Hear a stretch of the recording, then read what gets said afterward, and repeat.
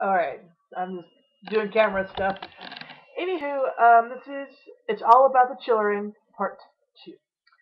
So, what I'm doing now is kind of a mini series, mostly for myself. I'm sure I'm probably one of the only people who actually reads this thing or watches or whatever.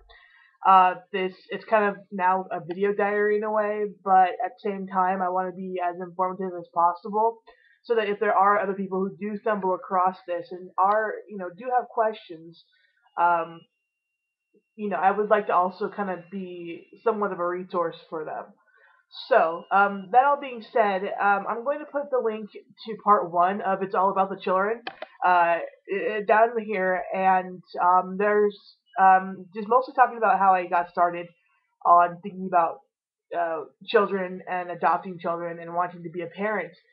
And so there's a lot of different things that I want to kind of go through. The first one talked about a couple of different books. One of them was the Adoption Answer book. And in the last one, I actually said it was the Adoption Handbook, and I was very adamant about this. But I was wrong. It was the Answer book.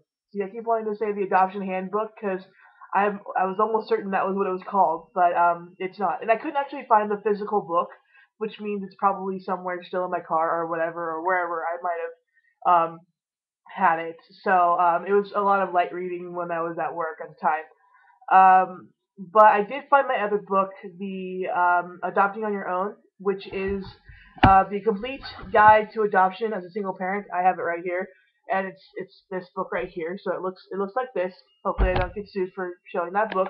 If anything, it's self promotion or not self promotion, but promotion for this book. And it's by Veron, and I put it in the link for the last one. But I could put them again if you're too lazy to go back.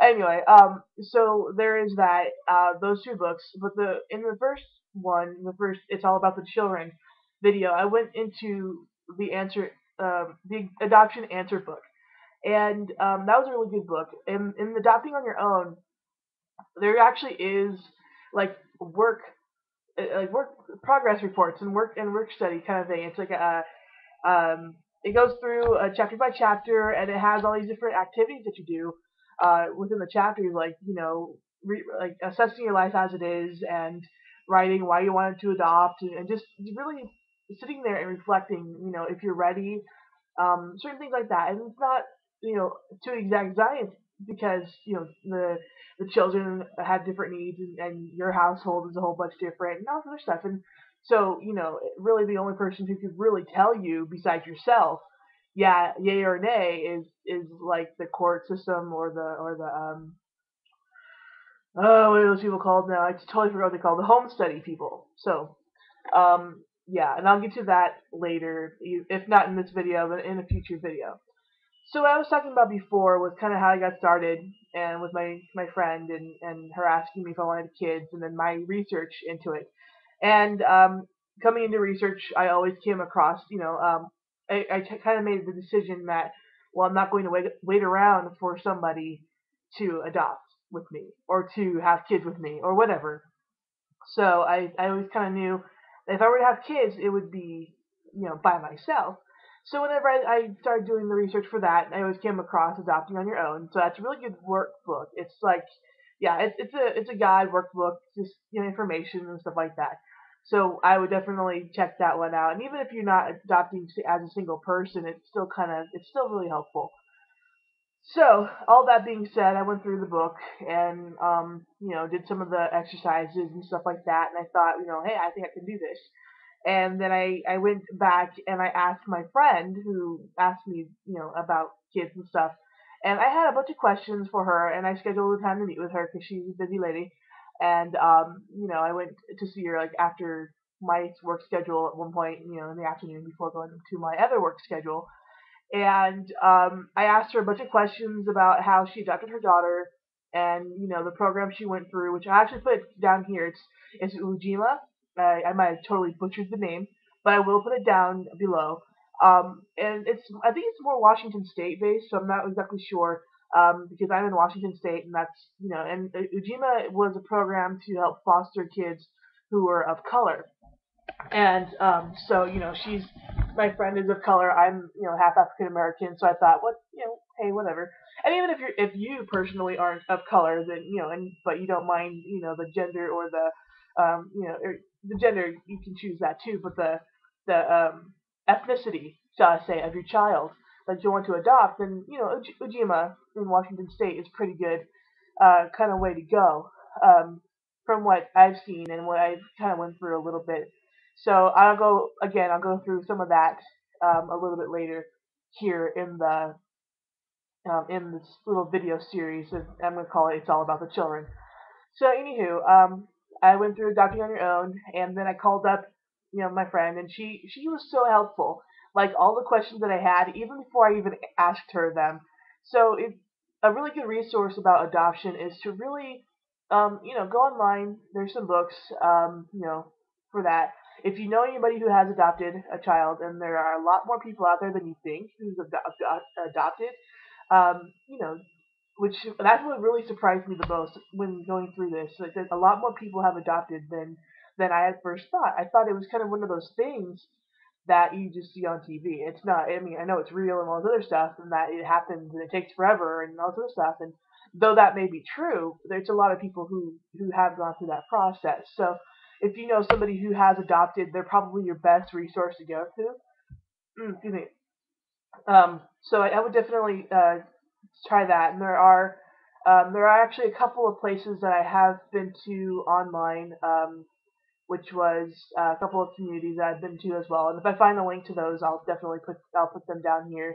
If not in this video, then into later videos. So definitely just keep an eye out for those. So I asked her, and she answered all my questions that I had at the moment, and mainly because I only had a certain set of questions at the time. I think it was actually before I was actually started reading the adoption or the adopting on your own, so I didn't really know, and I was looking into Ujima, and so she told me all those things, and I looked into Ujima as well, and adopting on your own came in the mail, and I was happy about that. And I talked to somebody on at Ujima, and they were really helpful. They answered my questions too, a lot of which was about foster parenting. So you become a foster parent, and before you go through that whole foster to adoption and stuff like that, which means you also have to do your home study and just go through the courses and everything like that. But doing the course through Ujima was free, and I actually even called and set up time to start doing the classes, and because at the time I could do them, and this was like in the summer of a couple of years ago, because at the time I was actually really independent, and I was doing really well for myself, I think anyway, and I had, I was living on my own, and I was working, and I had my own apartment, and I probably, could have moved to a bigger place at the time if I, saved up a little bit and decided that I was really serious about doing this. But I went through the class. I went to one actual class. There was a lot of scheduling problems, and at the time, I was taking the bus, but my car was in the shop. But there was a lot of scheduling issues, and it was kind of an interesting place to try to bus to, and especially with buses just going at different routes. But even in Seattle, so.